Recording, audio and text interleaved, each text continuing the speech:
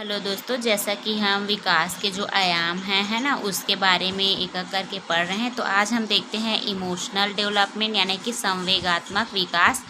तो जो इमोशन है ना, वो इमोवर जो लैटिन शब्द है उससे मिलके बना है। और इमोशन का अर्थ क्या होता है? संवेग। ई यानी होता है इंटरनल मोशन यानी गति, यानी कि इंटरनल जो गति होती है वही क्या है? हमारे इमोशंस है। तो परिभाषा क्या है दोस्तों? आंतरिक भाव या विचार का बाहर की ओर गति करना ही क्या है? इमोशन कहलाता है। तो याद रखना, इमोशन जो है वो लैटिन शब्द इमोवर से बना है। एग्जाम में पूछा जा सकता है दोस्तों। लाइक उदाहरण के लिए हमारे पास कोई संवेग भय है ना, तो भय जो है उसकी मूल प्रवृत्ति क्या होती है? पलायन होती है। यानी कि हमारे अंदर जो भी संवेग रहेगा उसका एक मूल प्रवृत्ति जरूर होगा दोस्तों। तो इसके बारे में किसने बताया था? मैकडूगल ने बताया था।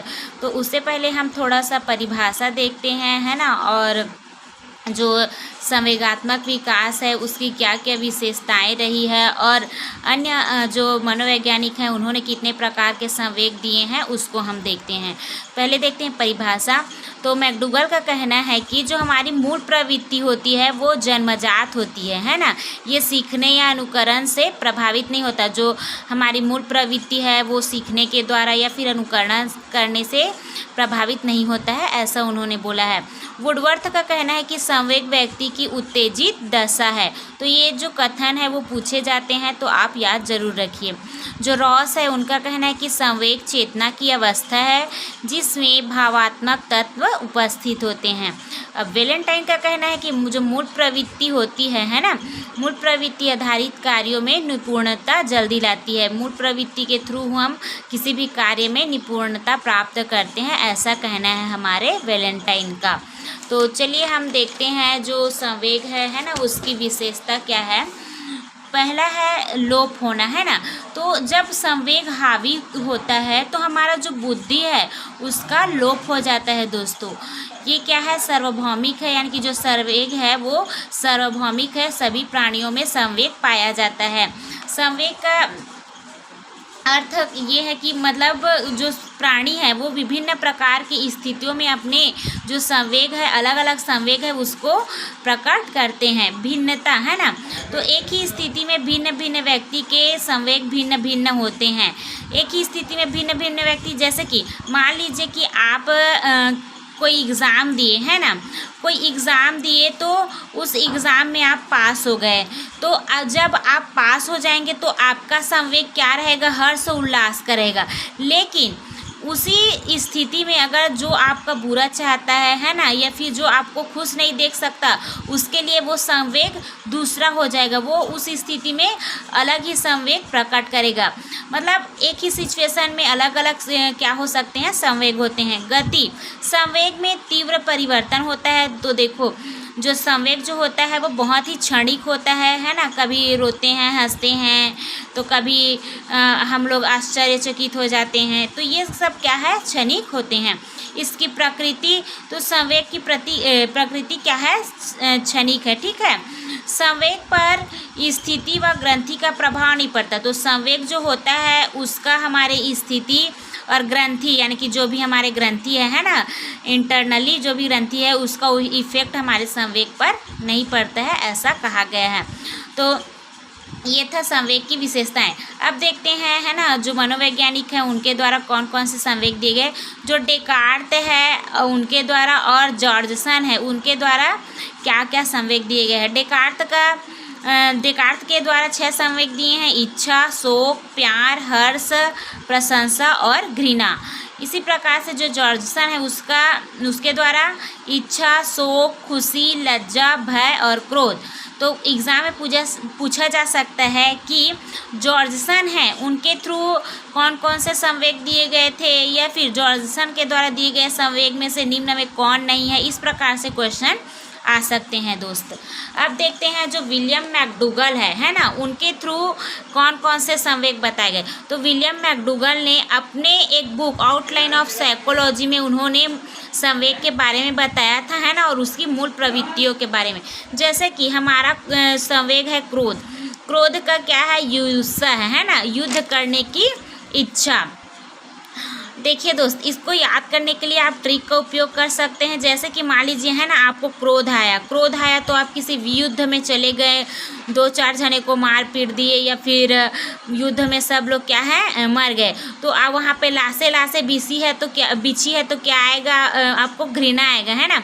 तो घृणा का क्या है, निर्वृत्त है मूल प्रवृत्ति।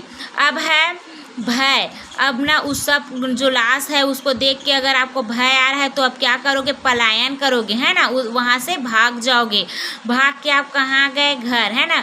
आप बीवी बच्चों से मिलोगे तो कामुकता आएगी, है ना, काम प्रवृत्ति। बच्चों को देख के करुणा आएगा, है ना, करुणा आएगा तो आप क्या करोगे, शरणागत हो जाओगे, है ना। हो सकता है कि वात्सल्य, आपकी जो माता है ना, उसका वात्सल्य जो है वो जागृत हो जाए आपको देख के, तो वो क्या है, संतान कामना, है ना, इसकी मूल प्रवृत्ति। उसके बाद है आमोद। अब आप घर आ गए हो तो घर में खुशी का माहौल रहेगा, है ना, तो ये क्या है, आमोद। अब पता चला कोई आपके दोस्त को, है ना, कि आप आए हो अचानक से, तो क्या हो जाएगा, वो आश्चर्य हो जाएगा आपको देख के।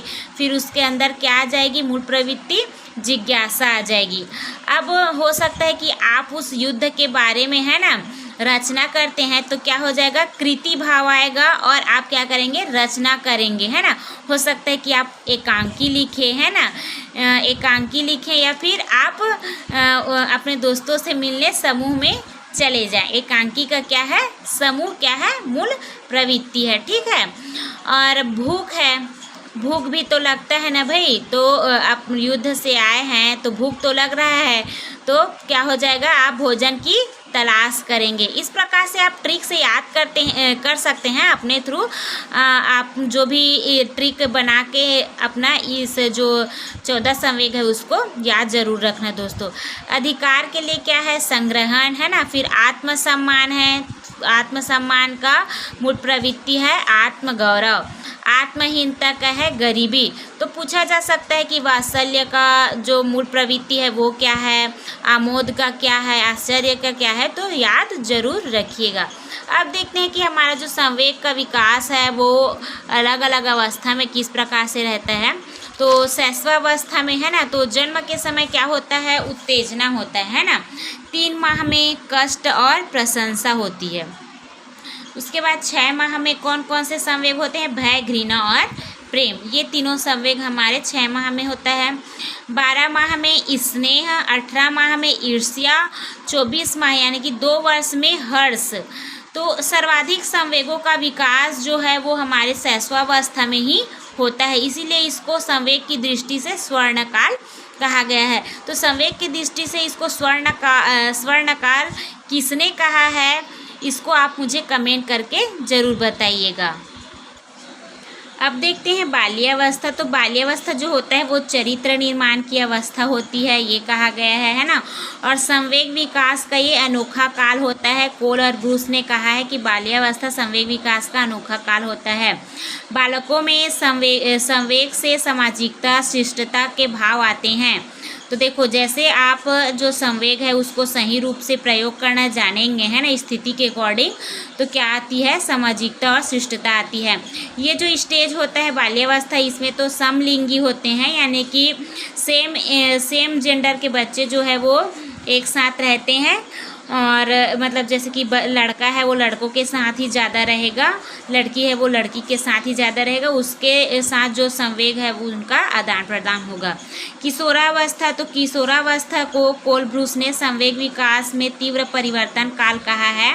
और स्टेनली हॉल ने इसको तनाव, तूफान, दबाव की अवस्था। देखो, आप तनाव में हैं तो कौन सा संवेग यहाँ पे कार्य करेगा, है ना, और आप दबाव में हैं तो कौन सा संवेग कार्य करेगा। तो हर स्टेज में हमारे जो संवेग है वो हमसे जुड़े हुए रहते हैं। ये विषमलिंगी है, यानी कि जो गर्ल्स है वो बॉयज़ की तरफ और बॉयज़ है जो वो गर्ल्स की तरफ अट्रैक्ट होते हैं।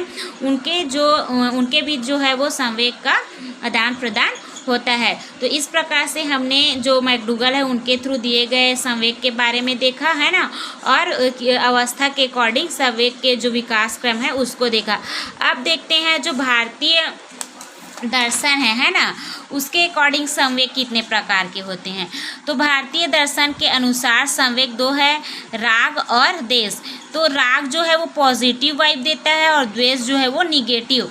तो मान लीजिए कोई व्यक्ति है ना, वो अपने से बड़ों के साथ किस प्रकार व्यवहार रखता है, अपनों से बराबर के साथ और अपने से छोटों के साथ। तो जो व्यक्ति है वो अपनों से बड़ों के साथ सम्मान और श्रद्धा का जो संवेग है वो दिखाता है ना। इसके विपरीत अगर द्वेष की बात करें तो वो क्या करता है, अपनों से बड़ों से घृणा करता है।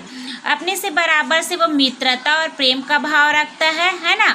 साथ ही वो अगर द्वेष की दृष्टि जो निगेटिव है उसमें देखें तो क्या रखता है, वो ईर्ष्या का भाव रखता है।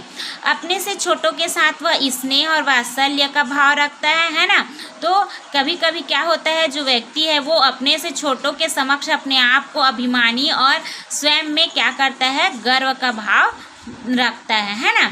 तो ये तो था भारतीय दर्शन के अकॉर्डिंग, है ना। उसके बाद है सिगमंड फ्रायड। तो सिगमंड फ्रायड के अकॉर्डिंग भी संवेग है जिजीविषा और मुमूर्षा। तो जिजीविषा यानी कि अच्छा करने वाला है और मुमूर्षा यानी कि नष्ट करने वाला। एक क्या करता है, निर्माण करने का कार्य करता है और एक डिस्ट्रॉय करने का कार्य करता है। तो इस प्रकार से हमने इसमें संवेगों के बारे में देखा है। तो याद रखिएगा, है ना, कि मैकडूगल ने कितने संवेग दिए हैं, जॉर्सन ने, डेकार्त ने, और भारतीय दर्शन के अकॉर्डिंग कितने हैं और सिगमंड फ्रायड के अकॉर्डिंग कितने हैं। तो मिलते हैं दोस्तों नेक्स्ट वीडियो में नेक्स्ट टॉपिक के साथ।